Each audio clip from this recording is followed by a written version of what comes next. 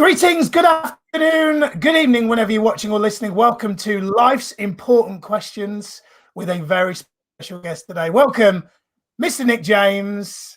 Thanks, mate. Thanks for having me on. How are we all doing? Great to have you here. Listen, if you're watching live and you've got a question you want to ask Nick today, be sure to post it in the comments. And if you're watching on YouTube or you listen on podcast on the replay, do that still as well, because I'll be able to pick those up and forward those on. So today we're talking about how to build your expert empire. And I've got a list of questions for those of you that are watching live. And secretly, most of these, I'm not going to lie, are really just for my selfish benefit. I want to get these questions answered, and I feel they'll really benefit you in terms of those of you that want to build a expert empire. So I guess the first place I want to start is Nick, what is an expert empire to you, and why in today's day and age especially is it important to build one, do you think? Yeah, good question. I think well, let's break down expert empire. I mean, what the word expert means to me first is anyone who has life experience or has been educated, trained, so that they have a certain degree of knowledge, understanding in a certain area. That to me makes you an expert. I don't think you need to have a certificate to make you an expert. I think what I always say is that if you're a few chapters further forward in the book than somebody else, then you're in a position where you can offer insight, offer what you might call expertise. So for me, an expert is anyone that's got insight, education, knowledge, experience in some way, shape or form, in some area that can be beneficial to other people. So an expert empire, I suppose, would be a business that's based upon that expertise. And I suppose that the word empire in itself can have a number of different definitions. And for me, it's whatever it means to you, really. So, an empire might be measured by the amount of people that you're impacting. That might be the number of clients you're serving. It might be the number of people that your podcast or your videos are reaching. It could be measured in terms of financial result that you're generating in your business. It could be based upon number of people that you build in your team, in your network. There's loads of different ways to define empire. It could be anything. For me personally, my expert empire, if you want to call it that, and of course our company, our brand is called Expert Empires. It exists to help people that I just defined for you, experts, to build their empires, build their businesses. And that's really what I've been doing for the last 12, 13 years in various different businesses of my own. Amazing. Love that. Love that. One of the things I want to talk to you about is masterminds. Obviously, you and I know what mastermind means, and we can go back as far as kind of think and grow rich terminology, all that stuff. In terms of growing and building an expert business, what emphasis would you put on being part of a mastermind and really getting in and around people that are like-minded, or that are maybe, like you said, one or two steps ahead of you?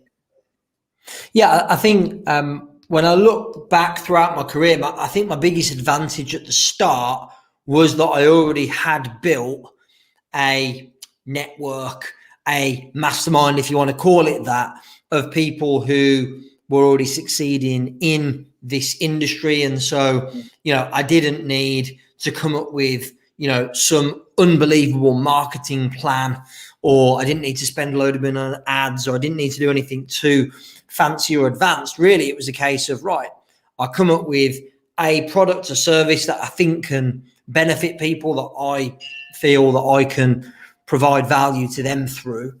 And I pick up the phone and I set meetings and I have a chat with and I connect with people who are already in my world.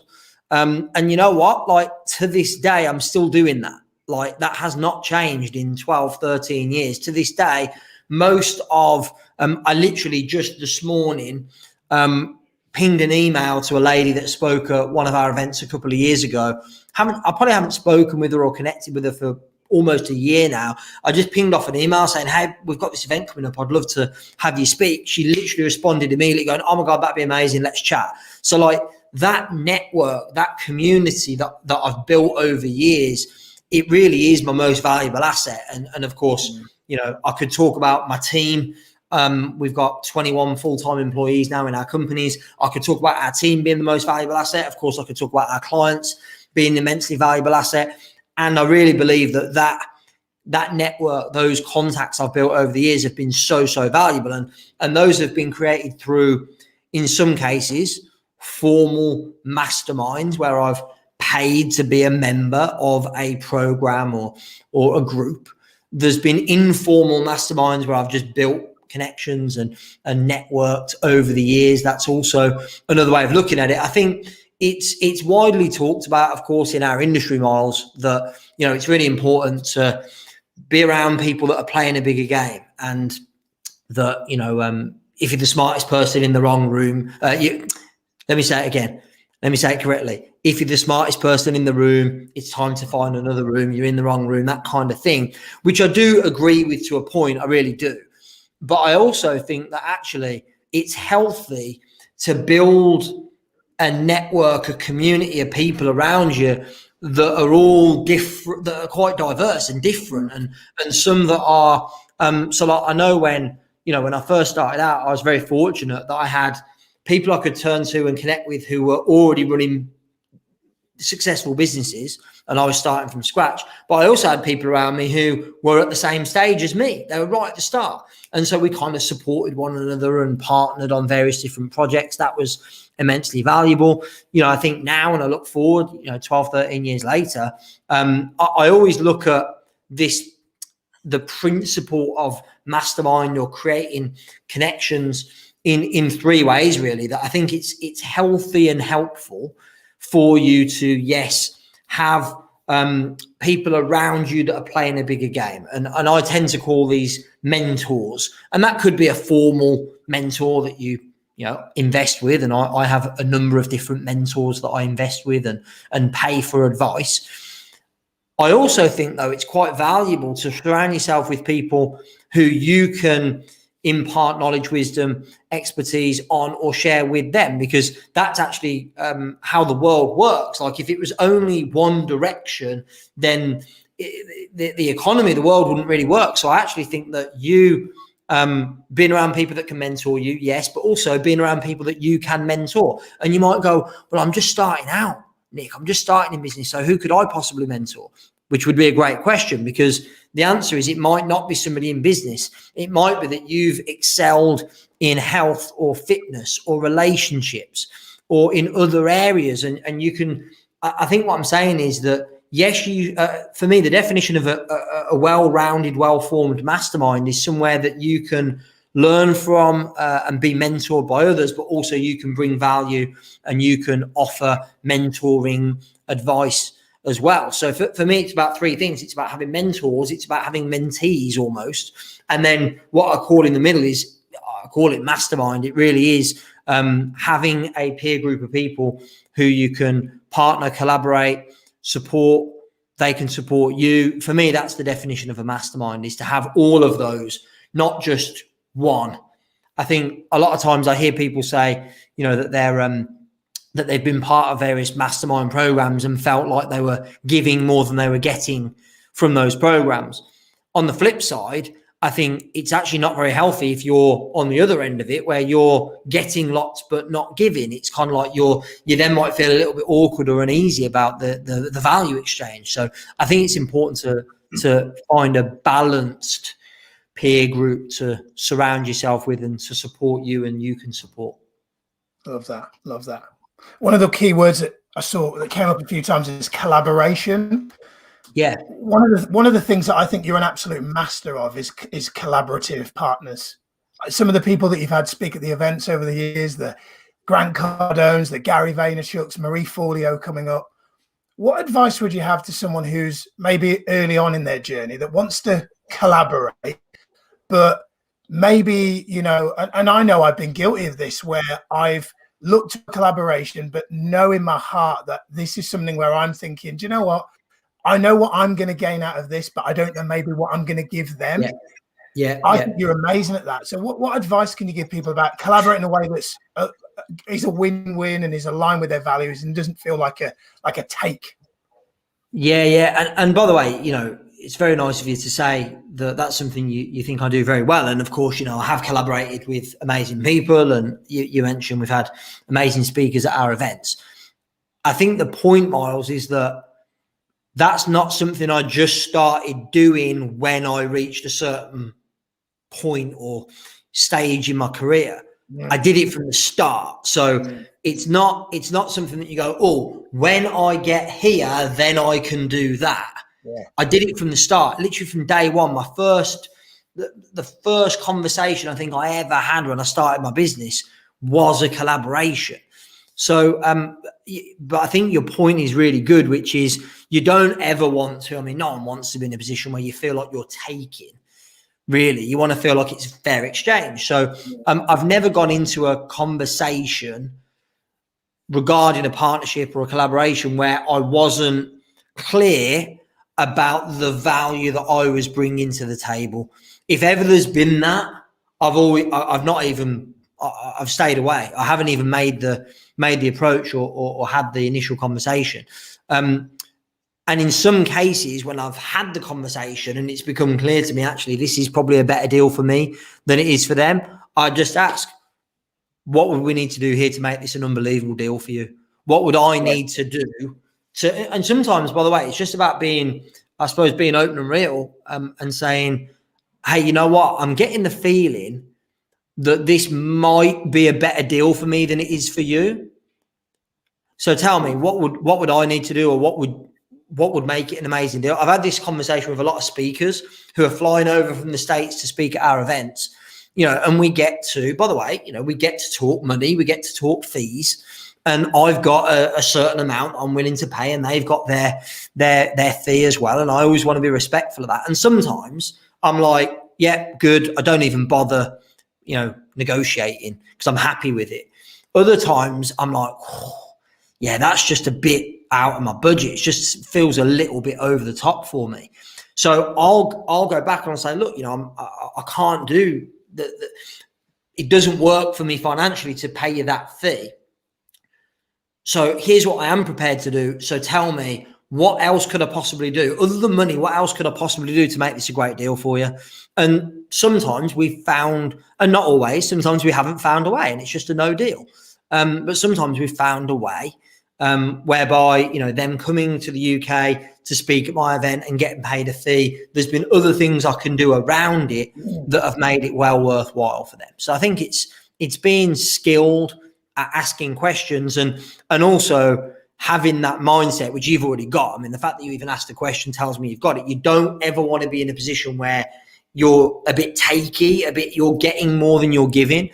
So I've always gone in, like I said, it's most cases actually, most of the big speakers that, some of which you mentioned, Miles, I haven't negotiated on fee at all, which might sound surprising because I think, good business practice is always try and negotiate a good deal, but only if it still represents a good deal for both people. Yeah. So actually, in a lot of cases, they've quoted me a fee and I've just gone, yeah, because it's not worth it. It's not worth it really for me to negotiate for the sake of, a few grand here and there. I'd rather the speaker feel valued and that they're getting well rewarded. Good relationship. Yeah, exactly. Yeah. And by the way, that attitude has served me so well. And again, sometimes, you mentioned Grant Cardone, I've had him speak twice at my events now and invested. It's not appropriate for me to share, but let's say it's a small fortune in him speaking on those two events, like eye-watering sums. And at the time, I was like, man, this is big. This is a lot of money. And there was a temptation definitely to kind of negotiate. And I just went, you know what? I want him to do this and I want him to feel that I've got an utmost respect and value his time and his expertise. And I fast forward now. So the first time Grant spoke at our event was 2018. May 2018. It was the first time we'd ever spoken at an event in the UK. And we're now like nearly 3 years later, and regularly now, I'm on Clubhouse and he'll bring me up on stage at his, in his room, and he'll say lovely things and all that, which, that wasn't why I paid him the fee, but it's been but money can't buy now that relationship and that respect. So, sometimes you can't really quantify the value in a deal there and then. Oftentimes the value is realized in the quality of relationship later down the line. It's funny that you said that, because I heard Gary Vaynerchuk once say, working out the ROI on social media is like trying to work out the ROI on your mother. Yeah. It's like there's certain things. And by the way, I think it's always smart. It makes smart business sense to look at the return on investment. If you're going to invest money in something, whether it's in ads or whether it's in a partnership or whatever, you've got to weigh it up, and it's got to make sense. And sometimes, I know I've been guilty of this for sure, I think sometimes we are quite short-sighted in our view, and often, a longer term view. It was certainly one of my biggest mistakes early in my career, is I was really short-sighted, probably because, like, full disclosure, because I needed to turn a profit. I needed to if I was going to invest time or money in anything, I needed to get a return quickly. And I think the longer, I hear this a lot from people, I suppose the longer you've been in the game, as it were, the longer career you've had, the more you start to realize and appreciate the value long-term of those relationships and the value long-term of those partnerships and those deals. Love that. Brilliant. You talked about mistakes early on in your career. Who has been a great, what's maybe been some great advice that you've been given by a mentor, like in the past, or maybe early on in your career, some advice that still stays with you like now?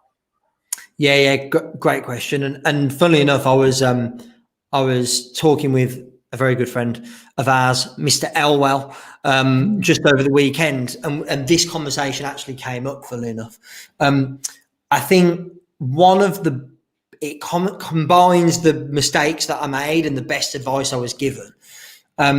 So again, early in my career, I was, growing the business relatively quickly, I suppose. And my strengths have always been sales and marketing. And that's always been something that I've kind of naturally got a talent for. But when it came to me organizing, structuring, putting processes and systems in place in my business, that certainly wasn't my expertise. That certainly wasn't my strength. And so let's just say that early on, I did quite a good job of marketing and selling, and at times not as good a job as I should have when it came to the customer experience and the delivery.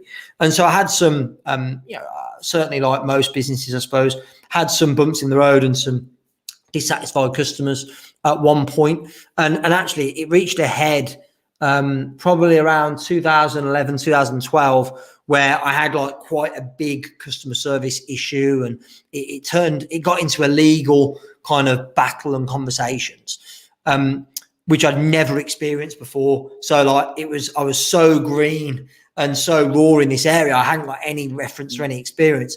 I ended up speaking to a friend of mine, and they just gave me some really sound advice.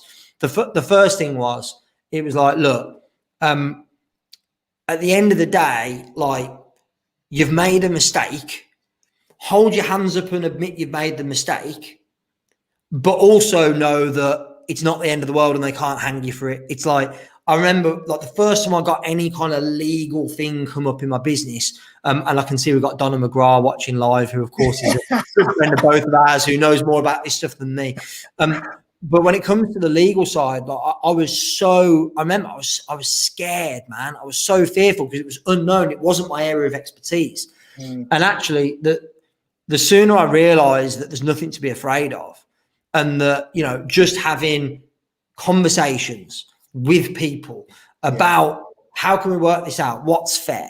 And as soon as that, like the first time that had happened, I was in massive fear. And like I said, this friend of mine, he was just very, very much like, look, I know this is uncertain and scary, and you haven't dealt with this before, but like, honestly, you know, in future, you'll look back on this and laugh about it. And certainly that's been the case. And by the way, I've had much bigger, much uglier problems throughout my career.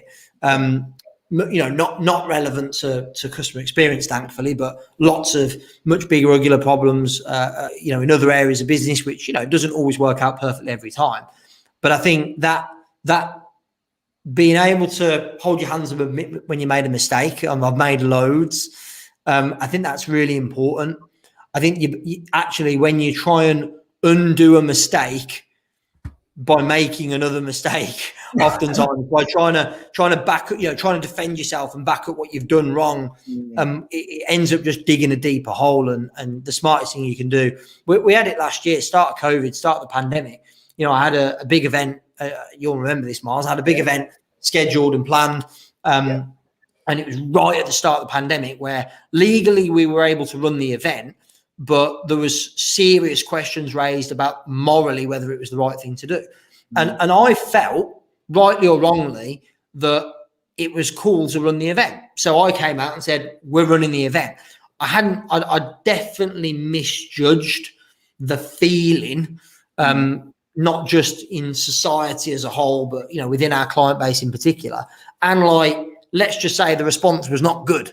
And I was getting hammered left, right, and center from people saying that it was, you know, like ethically, morally, unacceptable for me to run the event. I was putting people's health in danger. And I'm like, look, I was only doing what I felt was right. Yes. But then once that had happened, I was, dare I say, humble enough to hold my hands up and say, hey, you know what? Like, yesterday I said this, and here's the feedback I've received. Today, I'm saying this. I'm changing my mind. I'm changing my tact. I'm changing my approach. Because, look, I got it wrong. And there's something really powerful, I think, in saying those words. I got it wrong. And not enough people say it. The ego doesn't like that, does it? Well, let's just get this out of the way. I don't like being wrong. Do you like being wrong? Does anyone like being wrong? Of course you don't like being wrong. But sometimes we have to be grown up enough to hold our hands up and accept we got it wrong. And for sure, last year, holding my hands up, saying I got it wrong, and then deciding what to do instead, it was actually one of the best moves I ever made, because actually the feedback and I actually think that there was the people that were most against the approach I took originally became bigger fans than they would have been if I'd have done it the way they wanted me to in the first place. So, and this is why, you know, it's easy to say now, of course, when everything works out great, but I genuinely believe that it was all perfect. I learned so much about myself and about people. And I think, you know, it certainly, there was a lot of people that really resonated, connected with me in a way that they wouldn't have otherwise, because, you know, I was willing to hold my hands up and say I was wrong. So I think, I just think that's, for me, that's always been, I've had a number of experiences like that throughout my career, and it's always interesting to reflect on your own patterns of behavior. But it was a great experience all in all. At the time, it felt horrific, but in the end, it was a great experience. Amazing. Love that. A great friend of mine once said, vulnerability is our greatest asset. And that just sprang to my mind because of what you said. There was a question on the chat that I posted yesterday. Someone asked about self-doubt. How do you, whenever it comes in, how do you deal with self-doubt? Yeah, good question. First of all, I'm only ever going to give you my own opinion, right? That's all I can do. First of all, know that everyone experiences it. And that'll first of all make you feel a lot better. Because I think a lot of times we've got this illusion that, like, you know, you'll look at people, whoever it is that you admire, you respect, you look up to, and you go like, oh, you know, this, they never deal. They wouldn't understand because they never have to deal with self-doubt. They're so self-assured. They're so confident. They're so certain. And I just believe, and my experience has been that everyone deals with it. Funnily enough, at the moment, we've mentioned him a couple of times already here, Mr. Cardone. I'm watching Undercover Billionaire at the moment. Me and Nat are watching it every week on Discovery Channel here in the UK. And like, now, if ever there was somebody in our industry he thought was just like pure, like unadulterated certainty, confidence, self-belief, it would be Cardone. Or you might say Tony Robbins, or, you know, I'm sure there's, you know, a lot of speakers. We've had David Goggins, we've had, you know, amazing. We've got Lisa Nichols coming up, Marie Forleo at our upcoming event. Like, these are all people you go, oh, surely they don't deal with, like, they don't have to deal with self-doubt or you know, struggle with belief or confidence. And what I'll tell you, from having been fortunate enough to be around a lot of these people, and also just from my own personal experience, is that I think everybody has those moments of self-doubt and struggling for self-belief. So I think there's part one answer to your question, Miles, is acknowledging that it's normal and not making yourself wrong or for experience it. In fact, just accept that it's normal. And I actually believe, I'm going to flip it on its head and say it's a good thing. Yes. For the reason that you mentioned a minute ago, because it keeps you humble. And let's face it, I think humility is probably one of the most endearing, attractive attributes. Like, don't get me wrong, in our industry, you see people that are successful, highly successful. And of course, you know, in various different areas, it might be financial success, business success, it might be in relationships. You and I have talked a lot about that, of course, you know, family, might be health and fitness. And you look at somebody and go, like, you admire that, and you strive to achieve that in your own life in some way, shape or form.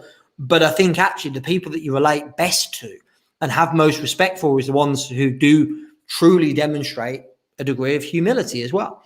And so I think actually acknowledging and appreciating and accepting that having the occasional self-doubt is normal and everybody has it is really important. And then once you've accepted it and normalized it, then it's easier to overcome. Because if it's, oh, this is just me, I'm broken, all those successful people over there don't deal with this, so I'm never, what you're effectively saying is, I'm never going to achieve success because of this self-doubt. And I think actually the more time you spend around people that have achieved a lot of success in various areas, you'll realize that actually it's normal, everybody has it, and that enables you to I think it enables you to make it okay and therefore move past it. And, you know, so your question originally was, how do you overcome self-doubt? That was the first part of the answer. The second part is, I suppose it's a combination of what I always tend to do is reflect back on previous experiences, because those references, those memories will always, when I've been, you know, down and out, struggling, everything, you know, the whole world's against me, and I pulled through, I'm like, hey, I've done it before, I'll do it again. So I think that's helpful. Certainly, we talked a bit about mastermind before. Surrounding yourself around, you know, with unbelievably great people means you're never on your own. Means you've always got somebody to turn to. So ask for advice, for help. Because look, we all need it. We all need. I don't know anybody that's pure. I was interviewing Ed Milet for my podcast last week, and he said something which just absolutely nailed it for me. He was like, you know, because he's one of the top 50 wealthiest under 50s in the world, I think. Pretty serious. And you know, he says, oh, you know, Nick, often I get asked about, you know, being self-made. He's like, self-made doesn't exist. Yeah. It doesn't exist. You know, and he says that he's team-made. He goes, I'm a team-made I don't know if he's a multi-millionaire, billionaire, might be a billionaire now. Team-made, not self-made. And for me, that's crucial. You know, when I look at you know, the relative amount of success that I've had over the you know, the last 10, 12, 13 years, whatever it's been, I think, yes, of course, a certain degree of that is, you know, self-made. I'm very proud of it, but also the truth is it's the people around me. And of course, my team are amazing. I'm very fortunate to have such an amazing team around me, but also I don't just mean team as in employees. I mean clients. I mean people that are members of our mastermind, that are loyal, that stick with us and have stood by me through, you know, over the years. I've got clients that have been with me almost since the very start of my business that are still clients to this day. And, when I've had my ups and downs, it's been their loyalty that's seen me through. It's been their belief in me, which was even more than my belief in me, that's seen me through. And, my mentors, my coaches, my support network, I just don't believe there's anything. I don't really believe self-made exists. Love that. No one is. It's always the people around you that support you on the journey. Beautiful. Beautiful. We're both parents. I'm much earlier on in the journey than you are. What advice would you give to your younger self? Keep it PG, but what advice would you give to a younger version of you? Maybe at a point where you are open and wide and really looking for some form of guidance. What advice would you give that younger self now? Yeah, I mean, Miles, that I was very fortunate to be around kind of personal development from a very young age. My mum attended Tony Robbins events when I was a kid and took me along, and that was an amazing experience. I think the advice I'd give my younger self, when you say younger, I suppose you could be talking as a kid, as a teenager, as a young budding entrepreneur at the start of my journey. I think actually where I needed the advice most would have been probably in that first few years in business. And I think the advice I'd give myself is a couple of things. One, think bigger. I was, even now, I still think I got to, constantly. The reason I love spending time with, I love interviewing Ed Milet for my podcast or having Grant Cardone speak at my event is they just think so much bigger. And by the way, different levels, right? So there's people that come to my events or become members of my mastermind because they think I think bigger. And so I don't think there isn't a ceiling as such. There's always another level that you can aspire to get to or to achieve, or another level of thinking that you can grow into. So I think I didn't think big enough. My favorite quote, it's on the wall. I'm in my office next to me here, which is from Tony Robbins. Again, I probably first heard this when I was in my teens, and still to this day, it's true for me, which is most people, let me get it right word for word. Most people overestimate what they can do in a year and underestimate what they can do in 2 or 3 decades. And I think I was thinking short term, what can I do this year? And I was thinking big for this year or for the next year, but I wasn't thinking big in the long run. I think I probably in my first few years in business, probably quote unquote failed to achieve my goals because they were big and short term. And actually straight up now, I've built, let's just talk business wise, I've built a bigger business today than I ever would have thought of or dreamed of in those first few years in business, because my thinking wasn't big enough. So I think that's some advice that I definitely would give to my younger self or to anyone early on their journey. The other thing was just I think and maybe this is just an age thing, as I've grown up, as I've got older, I've started to value my time, my energy even more. I've got to be honest. Maybe it's okay for in your 20s or early 30s. I was definitely burning the candle at both ends in my 20s. That is for sure. I was working hard, playing hard, and when I look back, I think, wow, if I'd have dialed it back a little bit, or turned the dial down on the play hard a little bit, then who knows what would have been possible. But at the same time, I had a great time. So I'm not going to make that wrong. It was all part of the journey. Amazing. So last question. I've got a comment on this. So our mutual friend, you must know Pete. So Pete and I have known each other for years. As I've got older, he's laughing. He's like, try being 55. Pete, I remember, Pete, when we ran events together and stuff, when I was probably, before I was even 30, I was like late 20s. And Pete's like, he was like 40 then, 40 odd then. And he's like, he was like, oh, You young whippersnappers. I'm a grumpy old man. You don't know what it's like. Anyway, so now I'm talking about it. I'm 38 now. I feel like an old man. And Pete's saying probably 55. The one thing is for sure, Pete, you're always going to be ahead of me. I'm never going to catch that up, which is something I'm grateful for. Donna says, Pete, you're as young as the woman that you feel. I'm going to leave there. This thread's going to get wild if I allow that to escalate.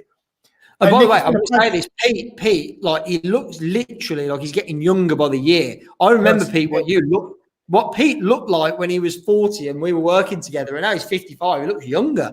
Now he's got a wham head. I'm joking. I know, he looks awesome, doesn't he? Wham hair doing a beard. Looks like an absolute don. Nick, you've got Expert Empires Global coming up very soon. What's the best way for people to connect with you, chat to you, learn more about you? Obviously, I'm telling you straight away, you should get an event at Expert Empires Global. I bought my ticket the second that they were released. What should they do next? Obviously, I'm going to post the link to buy a ticket in the event in the comments, but how can they connect? Yeah, thanks. Well, look, I mean, best way to connect with me, like privately direct, just drop me a so I'm seeing the comments and it's Deshauna saying Botox. That's how Pete looks so young. I'm sure that isn't true, Donna. So best way to connect with me direct is probably Instagram, direct messages, because I check those myself. So just DM me on Instagram. If you've got any questions or anything I can help with at all, anything you want to connect on. As far as Expert Empires Global goes, Miles, as you've mentioned, we've got an amazing lineup. We've got Lisa Nichols, Marie Forleo, Ryan Dice. Got an incredible lineup. I won't give you the full list because it's long. We've got an incredible lineup. Really looking forward to it. It is going to be, this is the promise I've made to everybody, the greatest virtual event you've ever experienced. We've pulled out all the stops. So, you can get all the info at expertempires.com/tickets. There you go. Amazing. Mr. Nick James, thank you for being on Life's Important Questions. Thanks, mate. Thanks for having me on. Appreciate it.